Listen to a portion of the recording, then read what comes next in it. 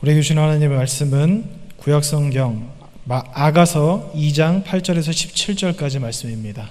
아가서 2장 8절에서 17절까지 말씀입니다. 구약 961면에 있습니다. 구약 961면 아가서 2장 8절에서 17절까지 말씀입니다.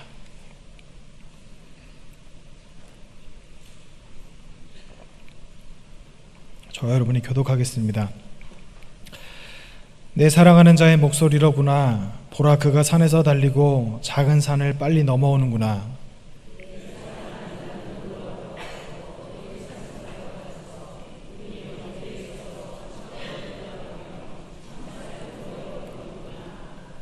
나의 사랑하는 자가 내게 말하여 이르기를, 나의 사랑, 내 어여쁜 자야, 일어나서 함께 가자. 지면에는 꽃이 피고 새가 노래할 때가 이르렀는데 비둘기의 소리가 우리 땅에 들리는구나.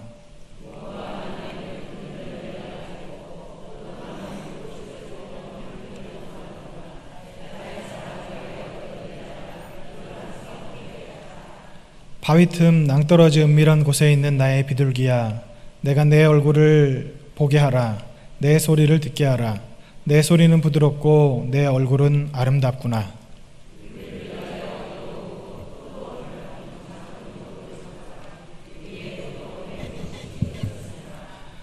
내 사랑하는 자는 내게 속하였고 나는 그에게 속하였도다. 그가 백합화 가운데에서 양떼를 먹이는구나. 내 사랑하는 자야, 날이 저물고 그림자가 사라지기 전에 돌아와서 베델의 노루와 어린 사슴 같을지라. 아멘. 아가서는 논란이 좀 많은 책입니다. 구약 성경에 들어가는 조건, 구약의 정경에 들어가는 조건에 가장 중요한 기준 중에 하나가 무엇이냐면 그 성경에 야훼, 하나님의 이름이 나오느냐 나오지 않느냐, 이것입니다. 그런데 잘 알고 계시다시피 구약 성경에는 3권의 책이 하나님의 이름이 한 번도 언급되지 않고 있습니다. 전도서와 에스더와 아가서, 이 3권이 특별히 야훼, 하나님의 이름이 한 번도 언급되지 않고 있는데, 전도서나 에스더는 사실 하나님의 이름이 직접 언급되지 않고 있어도 문맥상으로 볼 때 하나님께서 우리에게 말씀하시는 것이구나, 하나님께서 역사하고 계시는구나, 하나님께서 우리에게 무언가 알리시는구나, 이렇게 생각할 수 있는, 유추할 수 있는 여러 가지 단어나 그리고 문맥 그리고 상황들이 있습니다. 그런데 아가서는 아무리 읽어봐도 하나님에 대해서 찾을 수가 없습니다.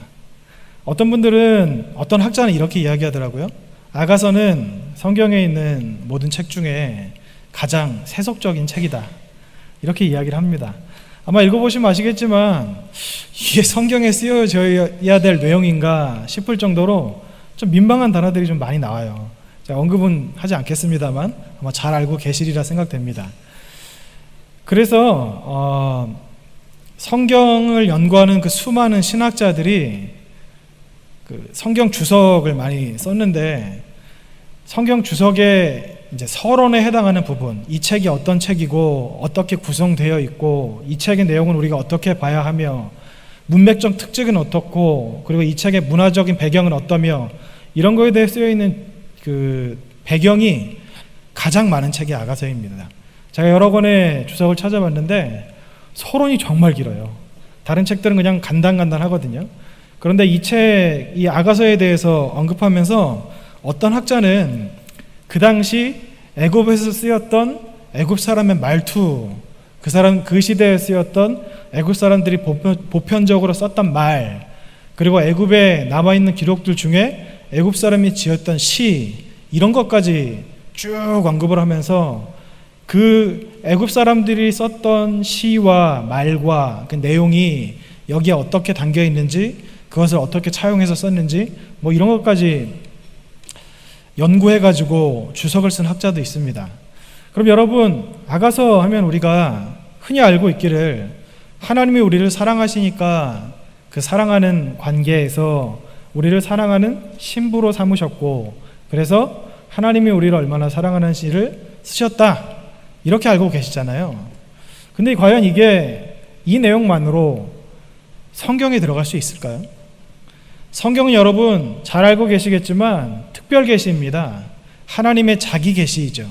하나님께서 어떤 성품을 가지고 계신지, 하나님이 어떤 분이신지를 성경을 통해서 우리에게 나타내시는 것이 바로 특별 계시입니다. 특별 계시는 성경의 기자들이 성경을 쓰고 난 이후에는 없어졌고 지금은 특별 계시는 없습니다. 어디에서 누군가 나타나가지고 성경을 내가 계시를 받아서 새로 썼습니다. 이러면 그 사람은 들을 것도 없이 이단입니다.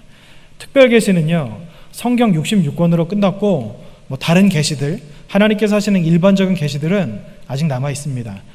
요엘이 예언했던 것 같이 마지막 때에 하나님께서 남종과 여종에게 성령을 부어주셔서 계시에 대한 내용들이 많이 나와 있고, 그리고 아직 도래하지 않은 요한계시록의 내용을 읽어보면 요한계시록에 두 증인이 나타나서 천몇백 몇십일 동안 예언하였더라, 계시하였더라 이런 내용이 나와 있는 것으로 보면 계시가 아직 있긴 합니다. 그런데 특별 계시는 끝났습니다. 왜냐하면 성경이 완성된 이후로 하나님께서 더 이상 그 성경을 쓰시기로 하지 않으셨기 때문입니다.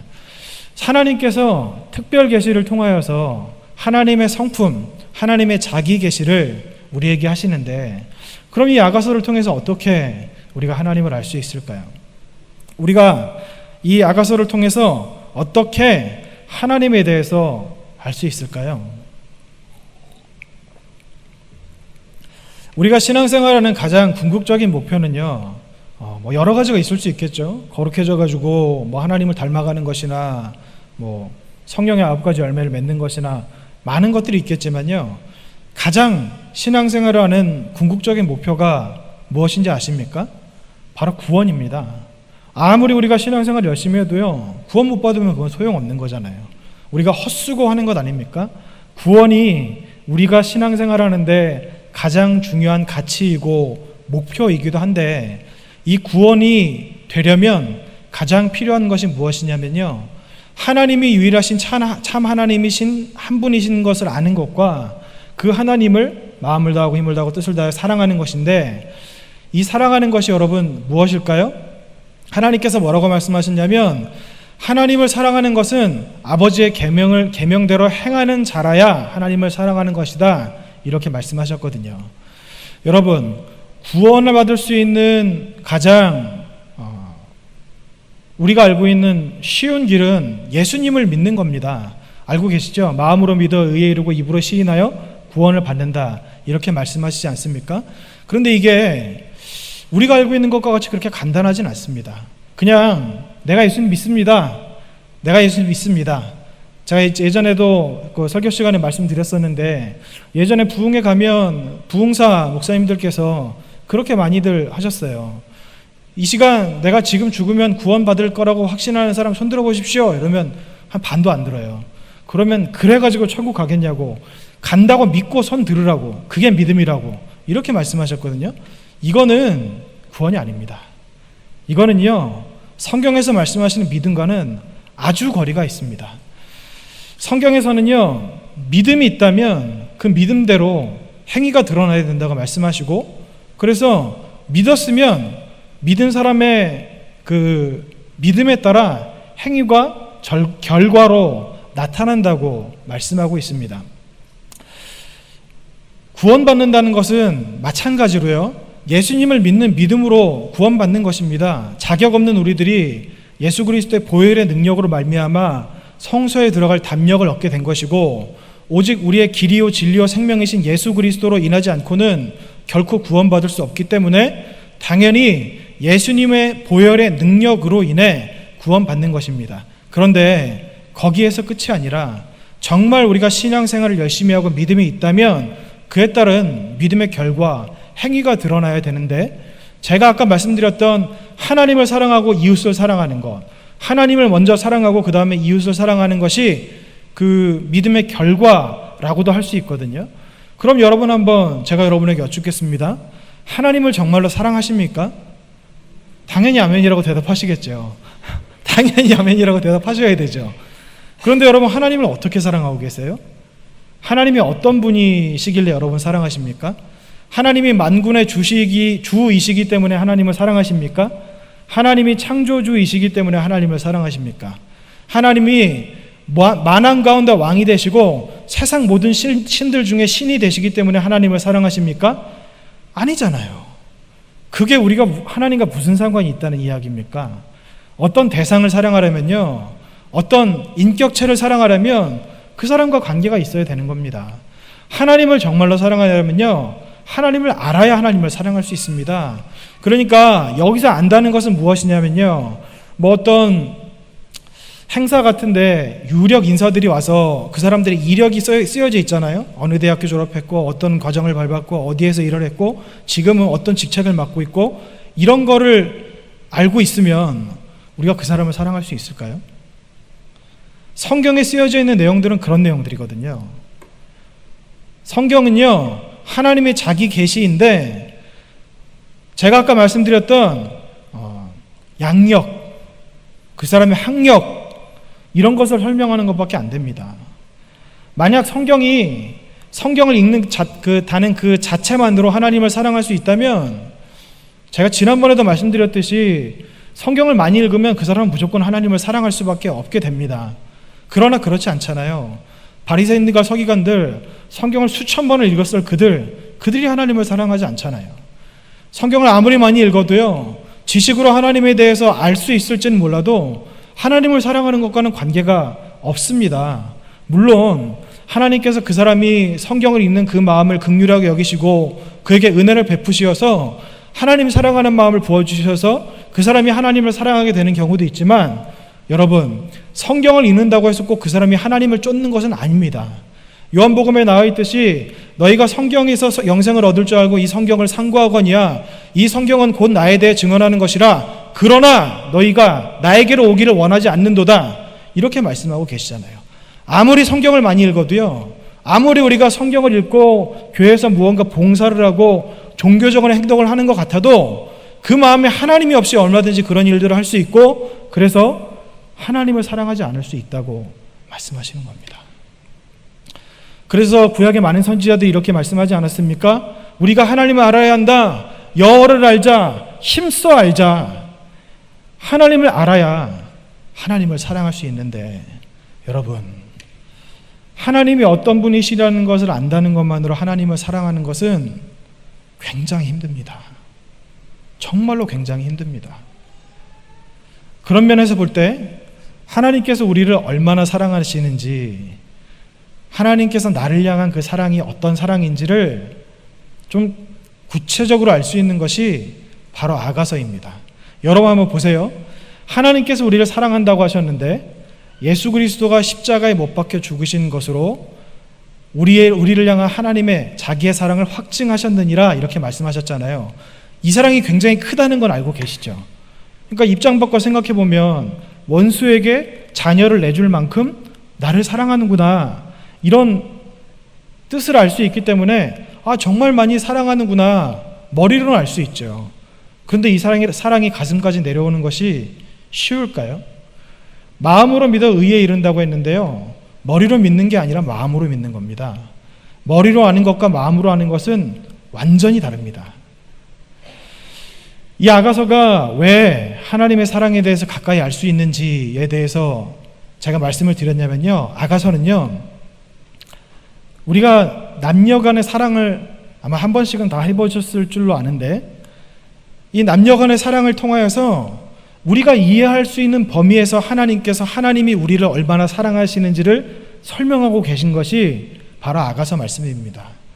그래서 아가서는요, 비록 이 아가서 전체에 여호와, 야훼라는 글자가 단 한 번도 나오진 않지만 사랑이신 하나님의 자기 계시의 결정판이라고도 할 수 있습니다.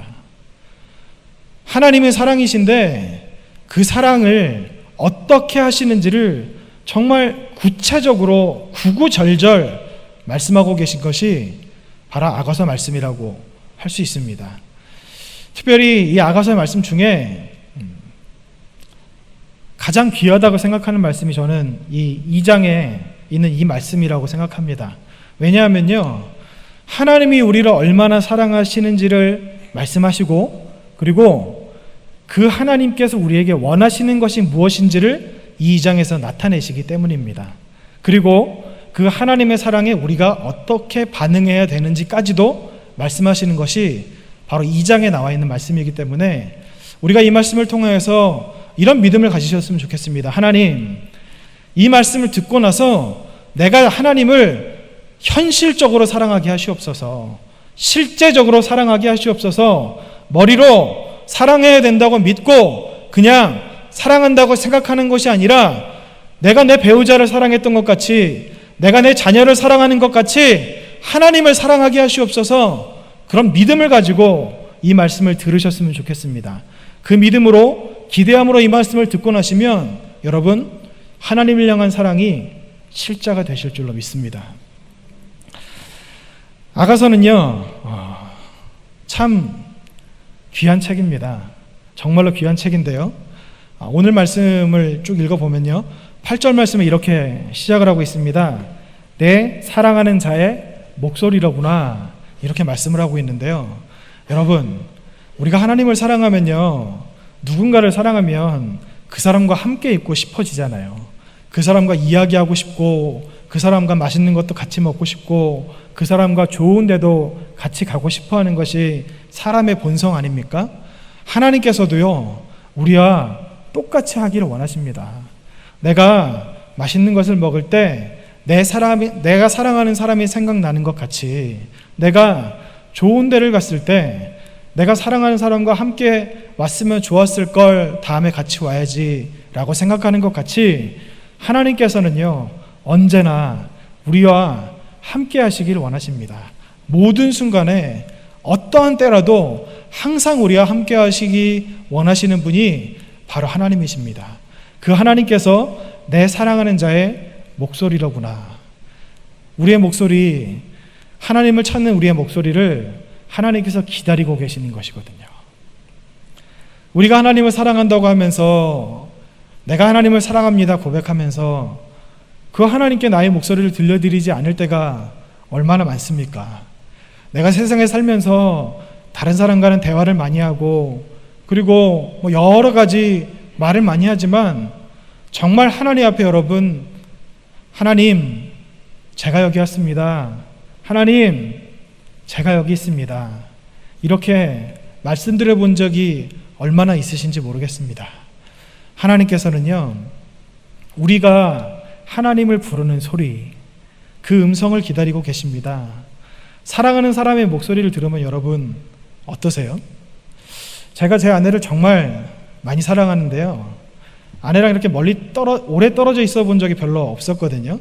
그런데 전에 있던 교회에서 필리핀으로 선교를 갈 기회가 있었습니다.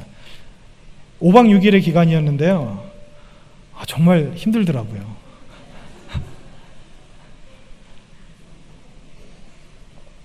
여러 가지로 힘들었습니다. 더워서 힘들기도 했지만 정말 힘들었던 건 뭐냐면요, 제 아내를 볼 수가 없으니까 너무 힘이 들더라고요. 그래서 제가 갔던 지역이 그 필리핀에도 원시 부족이 살거든요. 전기 안 들어오는, 가스도 없는 데서 사는 그런 부족들이 있는데, 거기에 가서 아내랑 이제 통화를 하는데 핸드폰이 터질 리가 있나요? 그래가지고 제가 그 산에서 핸드폰 터지는 데를 찾으려고 이걸 들고 얼마나 막 왔다 갔다를 했는지, 나중에 한 30분 정도 이렇게 지나다 보니까 핸드폰 안테나가 딱 뜨는 거예요. 그래서 전화를 했는데 목소리가 들리다 말다 얼마나 애가 탔는지 모릅니다. 그런데 그 목소리를 한 번만 들었는데도 정말 그 마음이 물녹듯이 녹아지는 것을 느꼈습니다. 여러분 사랑하는 여러분의 자녀, 그리고 지금은 별로 그렇지 않으실 수도 있겠지만 예전에 여러분의 배우자와 처음 연애를 하셨을 때, 그때 그 목소리를 듣는 것만으로도 얼마나 좋으셨습니까? 하나님께서 우리에게 원하시는 것도요, 바로 이런 겁니다. 하나님께서 우리에게 원하시는 것은요, 내가 하나님을 위해서 무슨 대단한 것을 드리고 막 굉장한 일을 하고 이런 것을 원하시는 것이 아니라요, 그 하나님 앞에 나아가서 조용한 곳에 가서, 하나님, 제가 여기 있습니다. 하나님, 참 많이 보고 싶습니다. 하나님, 하나님 음성 참 많이 듣고 싶습니다. 이렇게 나의 마음을 쏟아서 하나님 앞에 나아가는 것을 하나님께서 원하시고 계십니다. 그 하나님께서 나의 사랑하는 자의 목소리로구나, 이렇게 오늘 말씀을 시작하고 계신데요. 9절 말씀을 계속해서 읽어보면 우리 벽 뒤에 서서 창으로 들여다보며 창살 틈으로 엿보는구나, 이렇게 말씀이 나오고 있습니다. 여러분, 이 말씀은 뭐냐면요, 사랑하는 여인이 벽 뒤에 서서 창살 틈으로 자기를 쳐다보고 있다는 것을 지금 이야기하시는 거거든요. 이게 여러분, 하나님이 여기에서 신랑이라고 생각을 하고, 그리고 우리가 이 여인이라고 생각을 한다면, 하나님이 우리를 찾고 계신데 우리는 하나님 앞에 나아가지 않고 뭐 부끄럽든지 뭐 어떤 이유에서든지 이렇게 창살 틈으로 엿보는 겁니다. 이 참 설레는 거죠. 굉장히 설레는 건데요. 여기에 담고 있는 아주 중요한 의미가 있습니다. 여기에 나오는 이 벽이라는 것을 제가 찾아보니까요, 여러 가지 뜻을 가지고 있는데, 여기 사랑하는 남자와 그리고 사랑하는 여인 사이에 벽이 가려져 있고 창살 틈으로 보는 것이 어떻게 보면 굉장히 이렇게 설레고 가슴 뛰는 일일 수도 있지만요, 그 두 사람의 관계 사이에 벽이 있다는 것을 의미한다고 그렇게 이야기합니다. 이게 무슨 뜻이냐면요, 지금 여기 이 말씀을 보면 사랑하는 남자와 사랑하는 여인이 있는데 둘은 이제 만나서 사랑을 해야 돼요. 결혼을 해야 되는 것이죠. 그런데 이 둘 사이에 가로막고 있는 벽이 있다는 겁니다. 이 벽을 제가 찾아보니까 여러 가지로 이야기하는데 뭐 부모나 형제, 그리고 자기가 살아온 환경, 뭐 이런 것들을 의미하더라고요. 지금 여기서 여인이 이 사랑하는 남자를 창틈으로 쳐다보는 것은요, 부끄러워서 쳐다본다기보다는요, 이겁니다. 하나님의 사랑, 그러니까 남자의 사랑에 내가 응해야 되는데 두려운 거예요. 쉽게 선뜻 나설 수가 없는 겁니다. 여러 가지 이유가 있겠죠. 뭐 남자를 경험해 본 적도 없고, 그리고 저 사람이 정말 나를 사랑하는 사람일까? 저 사람에게 나의 삶을 맡겨도 될까? 내가 그동안 살아왔던 환경, 내 사랑하는 부모님, 내 형제들을 내가 떠나서 살 수 있을까? 뭐 이런 여러 가지 생각이 들 수도 있겠죠. 뭐 가서 시집살이는 하지 않을까? 사는 것은 괜찮을까? 뭐 이런 생각이 들겠죠. 여러분, 이 여인이 생각하는 이런 두려운 감정이요, 오늘 이 말씀을 통해서 알 수 있는 것은 무엇이냐면 우리에게도 이런 것이 있다는 겁니다. 하나님이 우리를 사랑하시고 우리가 하나님이 우리를 사랑하시는 것을 알고 있는데, 혹시 우리가 나의 안락함과 내가 누리는 여러 가지로 구성된 벽 뒤에 숨어서 하나님을 창틈으로만 보고 있지는 않은지 좀 우리 스스로 돌아보아야 된다는 생각이 듭니다.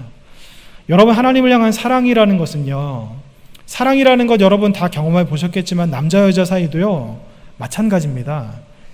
나의 있는 모습 그대로를 사랑해주는 사람을 만나서 결혼을 하지만 나의 있는 모습 그대로를 가지고 살면 그 결혼 생활이 제대로 유지가 될까요?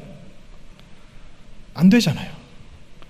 나를 포기하고 내려놓고 서로 맞춰가는 과정이 있어야 되는 것 아닙니까? 그래서 부부싸움이라는 것을 하고 시간이 지나면서 이 사람이 어떤 사람이구나, 나와 이런 부분이 맞지 않으니 내가 이렇게 해야 되겠구나, 뭐 이런 생각을 하게 되는 것이 남녀 사이의 관계 아닙니까? 마찬가지로요, 하나님 앞에 우리가 나아갈 때도요, 하나님은 완전한 분이시지만 우리는 완전하지 않습니다. 완전하신 하나님 앞에 우리는 죄된 모습이 많이 있고, 그리고 우리 인간 본성 아주 깊은 곳에 있는 누구나 가지고 있는, 우리가 가지고 있는 이기심, 이것이 있습니다. 그래서 우리가 하나님을 사랑한다는 것이 그냥 남녀 간에 뭐 이렇게 소개를 받아가지고 아니면 연애를 해서 결혼을 하는 것과 비슷하다고 생각할 수도 있지만 그것보다는 훨씬 더 힘든 일이라고 할 수 있습니다. 왜냐하면요, 성경에 여러 곳에 나와 있듯이 하나님을 사랑하는 것이 그렇게 쉽지 않기 때문입니다. 하나님을 사랑한다는 것이 무엇일까요? 나를 내려놓는 것이죠. 나를 죽이는 것이죠. 사도 바울은 나를 날마다 십자가 앞에 쳐서 복종시킨다고 말씀하지 않았습니까? 여러분, 왜 나를 죽여야 된다고, 내가 죽어야 된다고, 쳐서 복종시켜야 된다고 그렇게 성경에서 계속해서 말씀하고 계신지 아세요? 우리는요, 우리 있는 모습 그대로는 하나님을 사랑할 수 없는 존재이기 때문입니다. 아무리 우리가 변화돼도, 아무리 지금 우리가 이 있는 모습에서 바뀌어도요, 희망이 없기 때문에, 답이 나오지 않기 때문에 죽어야 된다고 말씀을 하시는 겁니다. 하나님께서 우리를 부르시는데 우리가 그 하나님을 사랑해야 된다는 것을 알고 있는데, 우리는 혹시 내가 누리는 안락함들, 나의 부모나 형제나 나의 꿈이나 나의 비전이나 나의 이기심이나 내가 추구하는 행복들, 이런 것들을 함께 가지고 있으면서 그 벽 뒤에 숨어서 하나님을 사랑하기 원한다고 생각하고 있지는 않은지 돌아보아야 합니다. 여러분 한번 보세요. 이 9절 말씀을 보면요, 사랑하는 남자 그리고 사랑하는 여인이 있는데 이 둘이 서로 뭘 원할까요? 그냥 이대로 있으면 좋을까요? 벽 뒤에 서서 서로 창틈으로만 이렇게 조금씩 보는 게 사랑일까요? 정말로 사랑하면 그게 아니잖아요. 문을 열고 나와서 함께 더불어 먹고 마시면서 살아가는 것이 정말 사랑하는 사람에게 원하는 것이 아닙니까? 하나님께서 우리에게 원하시는 것도 마찬가지입니다. 벽 뒤에서 창틈으로 하나님을 이렇게 보고 있는 것도 좋죠. 설레이고 굉장히 행복할 수도 있겠죠. 그런데 그 상태가 계속 유지된다면 이게 정상적인 관계일까요? 처음엔 좀 그럴 수 있습니다. 창틈으로 이렇게 볼 수 있죠. 만나러 왔는데 창틈으로 이렇게 내다볼 수 있어요. 근데 하루, 이틀, 3일, 4일, 1년, 2년, 3년, 4년, 10년이 지났는데도 가면 얼굴도 안 내밀고 창틈으로만 보는 거예요. 이게 사랑하는 관계일까요? 결코 그렇지 않습니다. 하나님은 우리를 사랑하시는 하나님이시죠. 그리고 우리의 목소리를 듣기 원하시는 하나님이십니다. 그런 하나님께서 우리를 애타게 부르고 계신데, 혹시 우리가 우리의 것을 내려놓지 않고 내가 이전에 살아왔던 그 지난날의 삶을 그대로 붙들고 살면서 하나님을 사랑하기 원한다고 생각하고 계신다면, 그런 분들은 창틈을 통해서 하나님을 보시는, 그러니까 정말 사랑이라고 할 수 없는 그런 상태라고 말씀드릴 수 있습니다. 혹시라도 우리 중에 그런 분이 계시다면 문을 열고 나오셔야 됩니다. 하나님을 사랑하는 것은, 여러분, 제가 쉽지 않다고 말씀드렸죠. 예수님께서 말씀하시지 않았습니까? 예수님을 쫓으려면 부모와 자녀와 재산을 버리고 나를 쫓으라, 이렇게 말씀하고 계시잖아요. 예수님을 쫓는다는 것이 무엇일까요? 예수님의 제자가 된다는 것이거든요. 신약 성경에서 말하는 예수님의 제자가 된다는 것은 구원을 의미합니다. 이 구원은 곧 하나님 사랑을 의미합니다. 하나님을 사랑한다는 것은요, 대가가 필요합니다. 반드시 대가가 필요합니다. 그냥 내가 살던 대로, 내 삶의 방식대로, 내가 살아오던 그 방법대로, 내가 살아왔던 그 지난날의 삶을 그대로 유지하면서 하나님을 사랑하기 원한다는 것은 불가능합니다. 안 되는 일이라고 성경에서는 그렇게 말씀하고 계신 겁니다. 무엇을 들여서 하나님을 사랑할 수 있을까요? 내 전 재산, 나의 삶, 나의 인생, 내 목표, 나의 꿈, 그것보다 더 큰 것을 원하세요. 네 자신을 바쳐라. 사람이 온천하를 얻고도 그 생명을 보존하지 못하면 아무 소용이 없다고 하셨잖아요. 한 사람의 영혼이 온천하보다 귀하다고 말씀하시지 않았습니까? 그런데 하나님께서 우리에게 원하시는 것은요, 우리의 생명입니다. 네가 죽어야 된다. 네가 십자가에 못 박혀야 된다. 그래야 나를 따를 수 있다. 그래야 나를 사랑할 수 있다. 이렇게 말씀하고 계신 겁니다. 분명히 아가서는 하나님께서 우리를 사랑하시는 연애 편지와 같은 내용이라고 말씀드렸는데 굉장히 부담이 되시죠? 너무 실망하지 마십시오. 이 뒤에 말씀 여러분에게 복음과 같은 말씀일 겁니다. 계속해서 말씀을 보겠습니다. 14절의 말씀을 한번 제가 읽어드리겠습니다. 바위 틈 낭떠러지 은밀한 곳에 있는 나의 비둘기야, 내가 내 얼굴을 보게 하라, 내 소리를 듣게 하라, 이렇게 말씀하고 계시거든요. 바위 틈 낭떠러지 은밀한 곳에 있는 나의 비둘기야 라고 이렇게 말씀하고 있는데요. 사랑하는 남자가 그 사랑하는 여인에게 너는 바위 틈 은밀한 곳에 있는 나의 비둘기야 라고 이렇게 말씀을 하고 있는 겁니다. 바위 틈 은밀한 곳에 있는 나의 비둘기라는 것은 무엇이냐면요, 사람이 올라갈 수 없는 높이에 있는 틈이라는 거거든요. 제가 이렇게 출퇴근을 하다 보면 비둘기가 참 많아요. 제가 비둘기 똥에 한번 맞아본 적이 있는데요. 비둘기한테 똥을 맞으니까 화가 나더라고요. 그래서 저거를 잡아가지고 어떻게 해볼까 하는데 올라갈 수가 있어야죠. 잡았으면 제가 어떻게 했을 텐데 그럴 수가 없는 거예요. 여기서 말씀하는 것도요, 사람이 접근할 수 없는 높이의 그 바위 틈에 있는 비둘기, 거기에 사랑하는 여인이 있다고 이야기를 하고 있는데 이렇게 말씀합니다. 내가 내 얼굴을 보게 하라, 내 소리를 듣게 하라. 여러분, 이게 왜 우리에게 복음과 같은 말씀이라고 제가 말씀드렸냐면요, 이 당시에 이 아가서가 쓰여졌을 때 높은 곳에 있는 새를 잡는 사람들의 사냥법이 있었다고 합니다. 바위 틈 높은 곳에 있는 새는요, 뭐 이렇게 덫을 놓거나 아니면 올가미 같은 것을 미리 놔서 잡을 수 있는 여러 가지 방법이 있었다고 하더라고요. 그리고 그물을 뭐 아래서부터 어떻게 던져가지고 잡는 사냥법들이 있었다고 하는데, 여러분 보세요. 지금 이 남자는요, 자기 사랑하는 여인을 기다리고 있는 겁니다.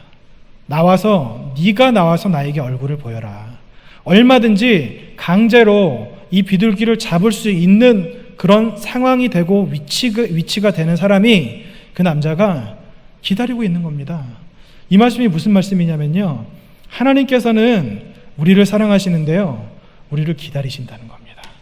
우리를 기다리고 계신다는 거예요.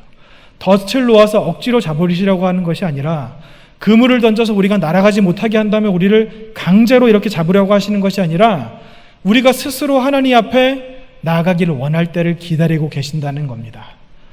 여러분, 하나님이 얼마나 인격적인 분이십니까? 하나님은 말씀 한마디로 이 세상을 만드신 분이시잖아요. 그 하나님께서 우리가 하나님을 사랑하게 하는 것이 쉬울까요? 어려울까요? 쉽죠. 제가 예전에 농담같이 한번 아이들에게 이야기했던 적도 있는데요, 세상에 있는 사람들 하나님 믿게 하는 방법 쉽습니다. 뭔지 아세요? 하늘에서 불덩어리가 막 떨어지는 거예요. 불덩어리가 막 떨어져서 사람들이 혼비백산에서 도망갈 때 하늘에 정말 전 세계 어디에서도 볼 수 있을 만한 큰 주먹이 나타나가지고 주 예수를 믿으라 한 다음에 주먹을 한번 꽉 쥐시는 거예요. 안 믿을 사람이 있을까요? 세상 그 어느 누구도 하나님 안 믿을 사람이 없습니다. 하나님은 얼마든지 우리들을 하나님 믿는 자리로 강제로 나오게 하실 수 있을 만한 충분한 능력과 그리고 힘이 있으신 분임에도 불구하고 정말 보잘것없는 우리들 한 사람, 이 한 사람을 기다리고 계신 겁니다. 우리가 참 많이 부족하죠. 아까 제가 말씀드렸듯이 우리들은 아직도 벽 뒤에 숨어서 창틈으로 하나님을 쳐다보고 있는 그런 사랑을 하고 있을지도 모릅니다. 하나님은 우리를 전심으로 사랑하고 계시지만 우리는 아직 내가 붙들고 있는 것이 더 소중하고 내가 누리고 있는 삶이 더 귀중해서 하나님께 나의 손과 나의 발, 나의 삶을 드릴 수 있는 마음의 준비가 되지 않았을 수도 있습니다. 그런데 하나님께서는요, 그런 우리들을 기다리고 계신다고 말씀하고 계십니다. 협박하지 않고 겁박하지 않고 강제로 하지 않으시고, 내가 널 이렇게 사랑하는데 네가 나를 사랑할 수는 없겠니? 이렇게 말씀하고 계신 겁니다.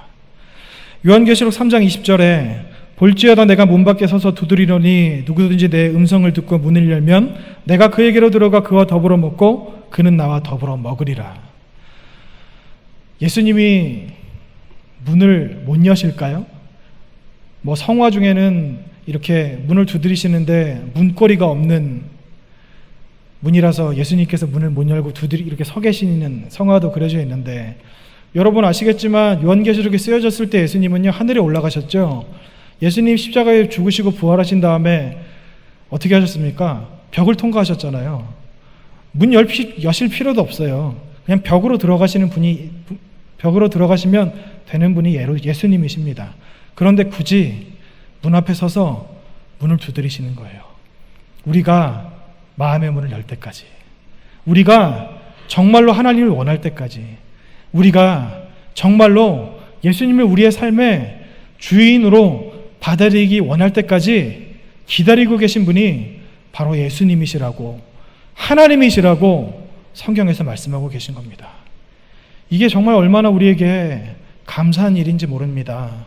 하나님이 우리를 얼마나 사랑하셨으면 우리에게 자유의지라는 것을 주시었고, 우리가 원하지 않으면 하나님께서는 결코 우리를 구원하지 않으시고, 우리가 원하지 않으면 결코 하나님께서는 강제로 우리에게 들어오지 않으시고, 우리가 문을 열어야, 우리가 하나님 앞에 나아가야, 하나님 앞에 얼굴을 보여야 하나님께서 우리를 맞이하시는 이 하나님의 인격적인 사랑, 얼마나 감사한 사랑입니까? 얼마나 귀중하고 소중한 사랑입니까?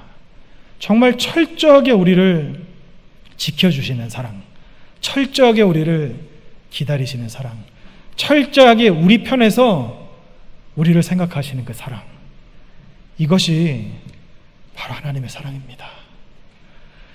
우리는 이기적이라서 나부터 생각하잖아요. 제가 제 아내를 정말 많이 사랑하는데요, 그래도 제가 먼저입니다. 그래도 제가 먼저예요. 그래도 제가 먼저일 수밖에 없습니다. 모든 사람은 자기가 먼저이고 그 다음이 가족, 자녀, 사랑하는 사람입니다. 그런데 하나님께서는 우리와 같지 않으시고 우리의 입장에서 우리를 기다리시고, 혹시라도 우리가 놀랄까봐, 혹시라도 하나님께서 강제로 그렇게 하시면 하나님을 향한 우리의 사랑이 조금이라도 좀 훼손될까봐 우리를 기다리고 계신 것이 바로 하나님의 사랑입니다. 이 말씀이 정말 중요한데요. 그 이유가 무엇이냐면요, 우리가 원하면,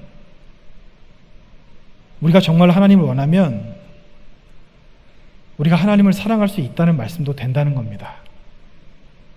표준 세번역으로 마태복음 23장 27절에 예루살렘아 예루살렘아 내가 보낸 예언자들을 죽이고 돌로 치는구나. 암탉이 병아리를 날개 아래 품듯이 내가 몇 번이나 내 자녀들을 모아 품으려 하였더냐. 그러나 너희는 원하지 않았다. 예수님께서 하신 말씀이거든요. 이게 무슨 말씀이냐면요, 예수님이 이 땅에 직접 내려오셔서 설교하셨어요. 예수님이 이 땅에 직접 내려오셔서 기적을 일으키셨어요. 예수님이 이 땅에 직접 내려오셔서 죽은 사람을 살리셨어요. 예수님이 이 땅에 내려오셔서 무리를 걸으시고 풍랑을 잠잠하게 하시고 5,000명, 4,000명 이런 사람들을 먹이셨어요. 그러니까 쉽게 말씀드리면요, 이것보다 더 완벽한 그 말씀, 그러니까 설교는 없고 이것보다 더 완벽한 기적은 없습니다. 예수님께서 그렇게 하셨음에도 불구하고, 예수님께서 하나님께서 친히 내려오셔서 하나님의 말씀을 직접 전하셨음에도 불구하고 사람들이 원하지 않으니까 그 사람들이 하나님을 받아들이지 않았다는 겁니다. 정말 중요한 말씀입니다. 하나님이 얼마나 우리를 사랑하는지를 여기서 나타내시는 말씀입니다. 예수님이 안타까운 마음으로 그들을 보시면서 내가 너희를 암탉의 날개 아래 품음같이 품으려 했지만 너희가 나를 원하지 않았으니까 너희는 구원받을 수 없도다, 이렇게 말씀하신 것이 참 가슴 아픈 일이기도 하지만 한편으로 생각하면요, 내가 원하면, 내가 바라면, 내가 하나님을 사랑하기 원하면, 내가 구원받기 원하면, 정말로 하나님을 찾으면 구원받을 수 있다, 하나님을 사랑할 수 있다, 예수님을 나의 구세주로 모실 수 있다, 이 말씀이 되는 겁니다. 여러분, 그러면 여기서 한 가지 드는 생각이 있습니다. 하나님의 놀라우신 사랑, 정말 아무리 생각해도 너무도 과분한 사랑, 이 사랑에 우리가 합당할까요? 하나님은 한 번도 우리를 떠나지 않으시고 우리를 배신하지 않으시는 하나님이시죠. 언제나 우리를 향한 그 사랑의 눈길을 거두지 않으시는 분이시고 우리의 작은 신음까지도 들으시는 하나님이시죠. 하나님은 내가 구하지 않은 것까지도 이미 마음의 소원을 하시고 이루시는 하나님이시라고 하셨죠. 하나님은 내가 아무리 많은 죄를 지어도 7번에 70번이라도 하나님 앞에 나아가서 회개하면 그 죄를 기억도 하지 않으시고 나도 너를 정죄하지 않으니 이제 가라, 죄를 짓지 말고 살아라, 이렇게 말씀하시는 하나님이시죠. 이런 하나님의 사랑이 정말 대단하고 위대하고 세상 어떤 것과도 비길 수 없는 사랑인데, 여러분, 그 하나님의 사랑 앞에 나를 비추어 보면 과연 나는 합당한가? 내가 그 사랑을 받을 자격이 있는가? 내가 그 사랑을 받을 만한 사람인가? 이런 생각이 들지는 않으십니까? 여러분, 우리는 자격이 없습니다. 자격이 없습니다. 제가 예전에 그 신혼목장을 잠깐 할 때 신혼목장에서 이런 이야기가 나왔어요. 하나님의 사랑에 대해서 계속해서 몇 주간 말씀을 나누다 보니까 그분들이 그러는 거예요. 이렇게 말씀을 듣고 일주일 동안 살고 또 이렇게 와서 보니까 너무 마음이 무겁대요. 왜 그러시냐고 물어봤더니 하나님은 날 사랑하시는데 내가 하나님을 사랑하지 않는 것 같아서 너무 죄송하고 내가 이런 사랑을 받을 만한 자격이 있는지 도저히 자신이 없다는 거예요. 그래서 제가 축하드렸어요. 정말 잘된 일이라고 감사드렸습니다. 그걸 깨닫는 것이 굉장히 힘들거든요. 그걸 깨닫는 것이 바로 하나님 앞에서의 자기 성찰입니다. 이 자기 성찰이 되지 않으면 바리새인과 서기관밖에 될 수 없는데 그게 됐다는 게 얼마나 감사한 일입니까? 여러분, 하나님의 그 놀라우신 사랑 앞에 우린 그 어느 누구도 자격이 없습니다. 그러나 정말로 감사한 것은 무엇이냐면요, 하나님은 우리가 무엇을 가지고 있는지, 무엇을 하나님께 드리는지, 우리가 어떤 존재인지에 관심이 없으십니다. 출애굽기 3장 12절에 출애굽기 3장 11절부터 보겠습니다. 죄송합니다. 5절부터 보겠습니다. 너무 많이 넘어가서. 출애굽기 3장 5절. 하나님이 이르시되 이리로 가까이 나오지 말라. 내가 선 곳은 거룩한 땅이니 내 발에서 신을 벗으라. 하나님께서 모세를 부르셨을 때 신을 벗으라고 말씀하셨습니다. 이것은 몇 가지 의미가 있는데요. 그 당시에 신발을 벗었다는 것은 권리 포기를 의미합니다. 그러니까 어떤 사람 앞에서 내가 신발을 벗었으면 나는 당신의 종입니다. 이것을 이야기하는 거거든요. 그런데 하나님께서 모세에게 거룩한 땅이니 신을 벗으라. 그러니까 너는 나의 종이다. 이렇게 말씀하고 계신 것이고, 출애굽기 3장 11절에 모세가 하나님께 아뢰되 내가 누구에게 바로에게 가며 이스라엘 자손을 애굽에서 인도하여 내리이까? 이렇게 말씀합니다. 이거예요. 하나님, 나는 아무것도 아닙니다. 나는 살인자고요. 나는 도망자고요. 이스라엘 백성들에게 나는 매국노밖에 되지 않습니다. 나는 할 수 없습니다. 가진 게 없습니다. 능력이 없습니다. 그렇게 이야기하자 하나님께서 3장 12절에 뭐라고 말씀하셨냐면요, 하나님이 이르시되 내가 반드시 너와 함께 있으리라. 내가 그 백성을 애굽에서 인도하여 낸 후에 너희가 이 산에서 하나님을 섬기리니 이것이 내가 너를 보낸 증거니라. 이렇게 말씀하고 계십니다. 이 말씀이 정말로 중요한데요. 뭐냐면요, 나는 못합니다. 자격이 없습니다. 안 됩니다라고 이야기하니까 하나님이 야, 내가 너와 함께 있어. 네가 어떤 존재인지 무엇을 가지고 있는지는 중요하지 않아. 내가 너와 함께 있다는 것이 중요해. 이렇게 말씀을 하시는 겁니다. 여호수아 1장 5절에 내 평생에 늘이 너를 대적할 자가 없으리니 내가 모세와 함께 있었던 것 같이 너와 함께 있을 것임이니라. 내가 너를 떠나지 아니하며 버리지 아니하리니. 이렇게 말씀하고 있습니다. 여호수아도 마찬가지였죠. 그 민족의 지도자 모세가 죽은 후에 그 수백만 명의 사람을 이끈다고 생각하니까 가슴이 녹아내렸겠죠. 이걸 어떻게 할까? 못합니다. 안 됩니다. 그랬을 때 하나님께서 하신 말씀이 뭡니까? 내가 내 종 모세와 함께 했던 것 같이 너와 함께 있으리라. 이렇게 말씀을 하고 계신 겁니다. 여러분, 우리는 여기 있는 그 어느 누구도 하나님 앞에 설 수 있는 자격을 가진 사람은 없습니다. 아무리 우리가 하나님을 사랑한다 해도 하나님께서 우리를 사랑하시는 것에 비교할 수도 없습니다. 우리는 가진 것도 없고요, 이기적이고요, 아직도 벽 뒤에 숨어서 하나님을 창틈으로 보는 그런 부족한 존재입니다. 그런데 여러분, 그것 때문에 혹시라도 나는 안 돼, 나는 틀렸어, 나는 못해, 이런 생각을 하시는 분이 계시다면 그 생각을 이 시간 버리십시오. 하나님께서는 여러분이 어떤 존재이신지를 바라보시는 것이 아니라 어떤 것을 가지고 있는지, 어떤 것을 하나님께 드리는지를 원하시는 것이 아니라 하나님과 함께 하는지 함께 하시지 않는지를 보신다고 말씀하십니다. 이게 무슨 말씀이냐면요, 아무리 내가 부족하더라도, 아무리 내가 연약하더라도 내가 하나님과 함께하기 원합니다. 내가 하나님의 편에 서기 원합니다. 이렇게 마음 먹고 결단하고 그렇게 산다면 그 모든 하나님을 향한 사랑, 감히 세상 그 어떤 것도 비길 수 없는 그 사랑과 우리가 하나가 될 수 있다는, 그 사랑을 받을 수 있는 우리가 될 수 있다고 그렇게 말씀하고 계십니다. 내가 어떤 사람인지가 중요하지 않습니다. 하나님이 나와 함께 하시는지가 중요합니다. 내가 무엇을 하나님 앞에 드리는지가 중요하지 않습니다. 내가 얼마나 하나님을 찾는지가 중요합니다. 혹시라도 나는 안 돼, 나는 틀렸어, 수십 년 신앙생활을 했는데 변하지 않아, 나는 가망이 없어, 이런 생각을 하고 계신 분이 계시다면 사탄이 속이는 겁니다. 사탄의 속임수에 넘어가지 마시고 하나님의 음성에 귀를 기울이시고 하나님 앞에 나오시는 저와 여러분이 되셨으면 합니다. 우리가 왜 하나님 앞에 나아가는 것이 중요하냐면요, 이사야 43장 21절에 이 백성은 내가 나를 위하여 지었나니 나를 찬송하게 하려 함이라. 우리는요, 하나님을 위해 만들어진 존재입니다. 아무리 내가 돈을 많이 벌고 좋은 직장에 안정된 그런 삶을 누리고 있고, 아무리 내가 열심으로 많은 것을 누리고 많은 것을 이루고 살아간다 하더라도요, 하나님을 위해 살아가지 않는다면 그 인생은 표류하는 인생입니다. 정로로 가지 않고 딴 길로 가고 있는 인생밖에 되지 않습니다. 이 백성은 내가 나를 위하여 지었나니, 하나님을 위해 지어진 우리들, 그 우리들이 하나님 앞에 해야 될 것이 무엇일까요? 하나님과 함께 있는 것입니다. 나를 죽이고 나를 버리고 하나님께로 나아가는 것입니다. 하나님께서 사랑하는 그 사람을, 사랑하는 남자가 여인을 부르는 것 같이 함께 하기를 원하시듯이, 우리가 하나님과 함께 하지 않으면, 하나님께서 우리 편에 서 계시지 않으면, 하나님께서 우리를 부르실 때 바위 틈에 있는 내 비둘기야, 이제 내게로 나와서 너의 얼굴을 보여라, 이렇게 말씀하실 때 그 하나님의 음성에 우리가 반응하지 않는다면 우리들은 아무것도 아닙니다.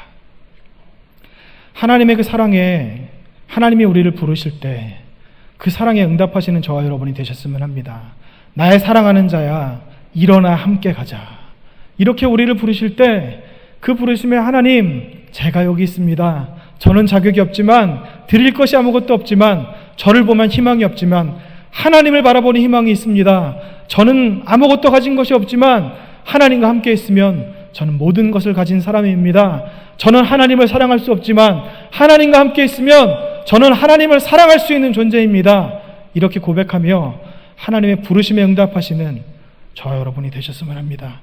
하나님과 함께 있어야 비로소 우리는 우리다워질 수 있습니다. 하나님과 함께 있어야 비로소 우리는 하나님께서 우리를 지으신 그 목적에 부합하게 될 수 있습니다. 그렇게 되시는 저와 여러분이 되셨으면 합니다.